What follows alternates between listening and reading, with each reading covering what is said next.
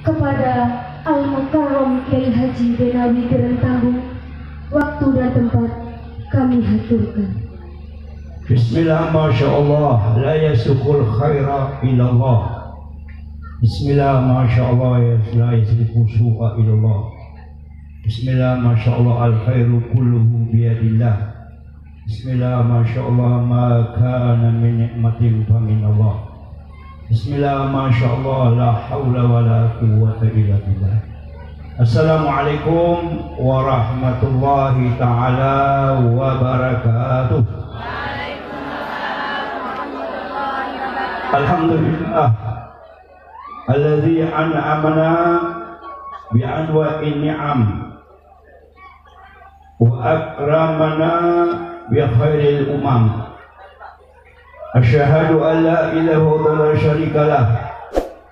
Al-qail innama yakhshallah min ibadihil ulama. Wa asyhadu anna sayyidana wa nabiyana Muhammadan abduhu wa rasuluh sayyidul anbiya wal mursalin. Al-qail al-ulama warathul anbiya warathatul anbiya. Allahumma fashalli wa sallim wa barik wa tahannan wa takarram wa ta'azzam ala sayyidina Muhammad, ala nabiyina Muhammad, ala syafi'ina Muhammad, wa ala qurrati a'yunina Muhammad, wa ala alihi wa sahbihi karamat amma ba'du. Subhanaka la ilma lana illa ma 'allamtana innaka antal alimul hakim. Yang kita sama tamu agung kita dari pusat atau PBNU dari pusat besar rombongan yang baru datang untuk mendidik, mengkader-kader NU yang asli, yang betul-betul berperan untuk menjaga, melihara negara kita Indonesia. Mudah-mudahan ilmu-ilmu yang beliau akan sampaikan akan melekat di sanubari para kader-kader.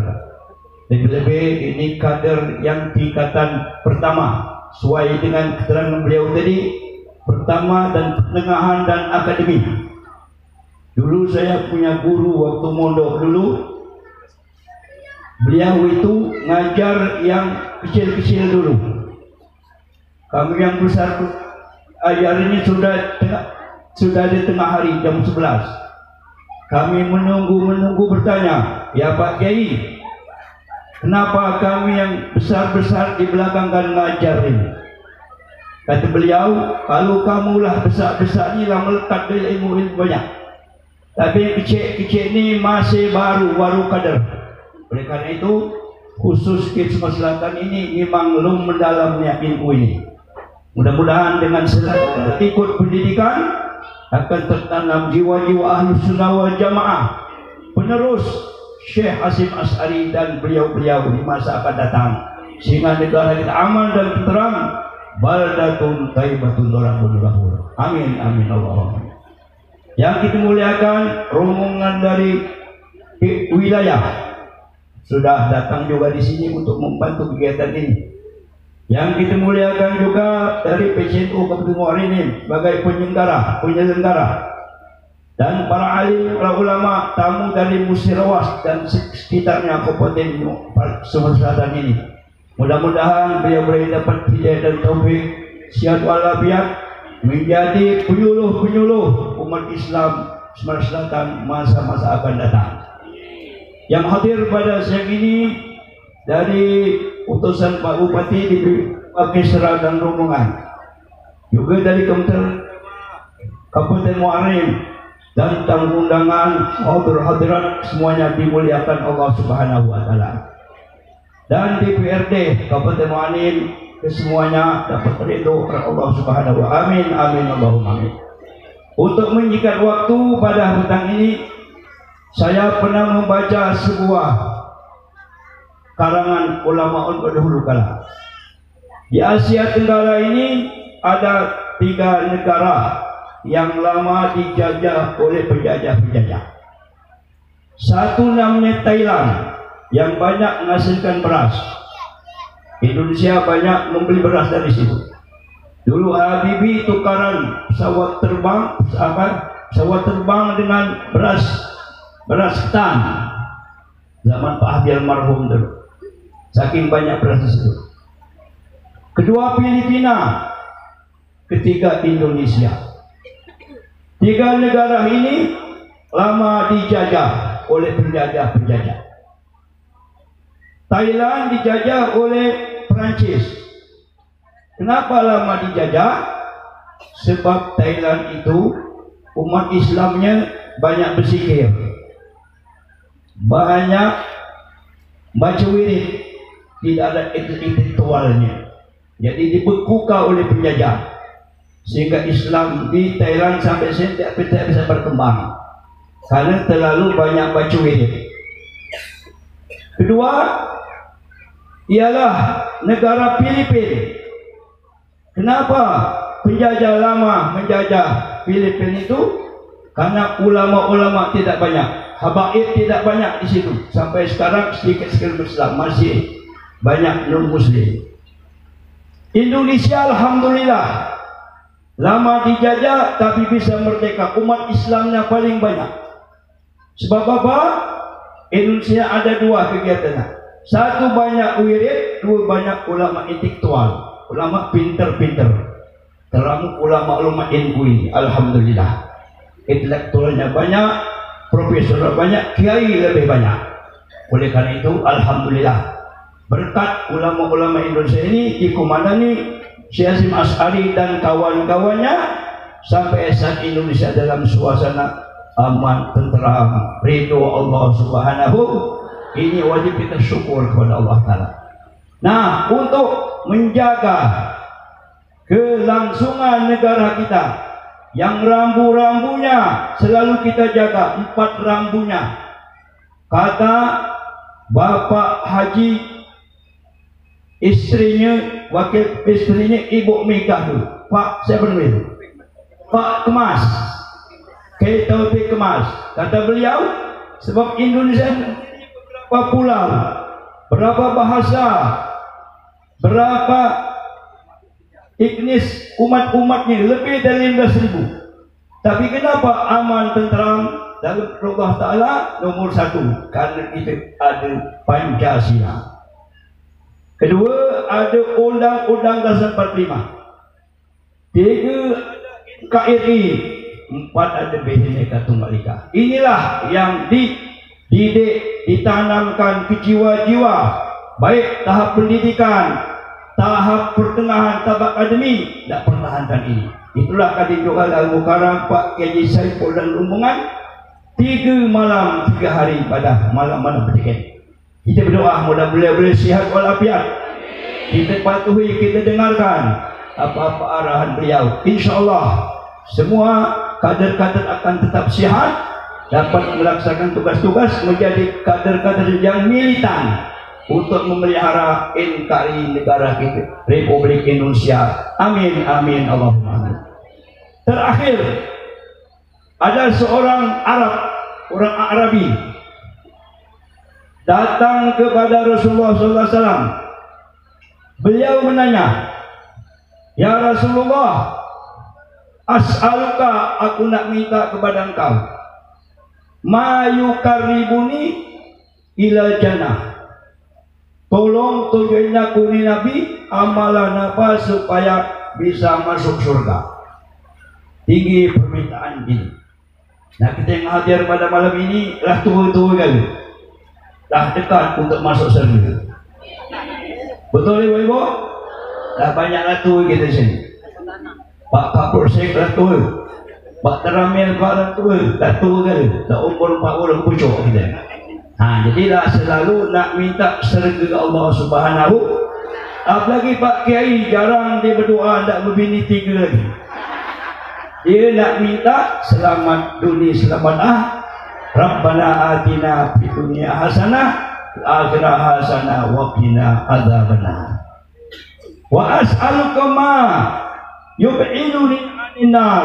Rasulullah katanya, aku nak minta amalan apa juga apa menyebabkan saya ini bisa terjauh daripada api neraka.